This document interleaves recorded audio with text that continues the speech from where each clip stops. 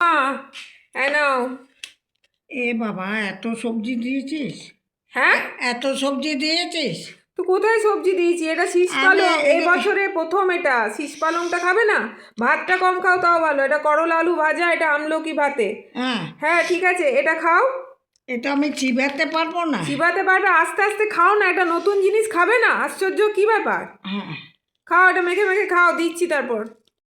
এই হচ্ছে ডাল, লাউ দিয়ে ভাজা মুগ ডাল করেছি। এটা তো খাবে না, সেটাও খাবে না। খাবো। খাও। এই নাও। এই ডালের পাশে এটা দিলাম ওলকপি, ওলকপি আলু দিয়ে তরকারি করেছি। আজ তো মঙ্গলবার, নিরামিষ। হ্যাঁ, আজ তো মাছ গোলমরিচ ফাছের ব্যাপার। দিয়েছিস? হ্যাঁ, গোলমরিচ দিয়েছি। গোলমরিচ দেবো না ওলকপিতে? ঠিক আছে। খাও। আর চাট দিচ্ছি, তোমার স্পেশাল চাটনি হ্যাঁ, এখানে রাখলাম। এইটাই ভালো জিনিস। খাও খাও খাও, খেতে থাকো।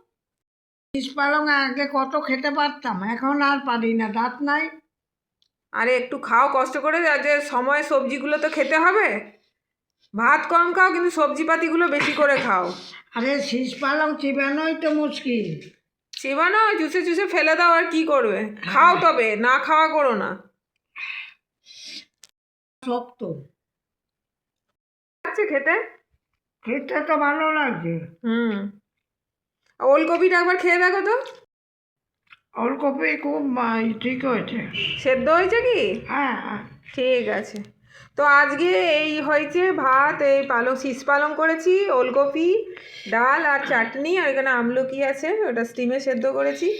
তো এই হচ্ছে আজকের খাবার। যদি ভালো লাগে অবশ্যই ভালোবাসা দেবেন, সাবস্ক্রাইব করবেন, লাইক করবেন, কমেন্টে অবশ্যই জানাবেন। তাহলে এখনকার জন্য টাটা।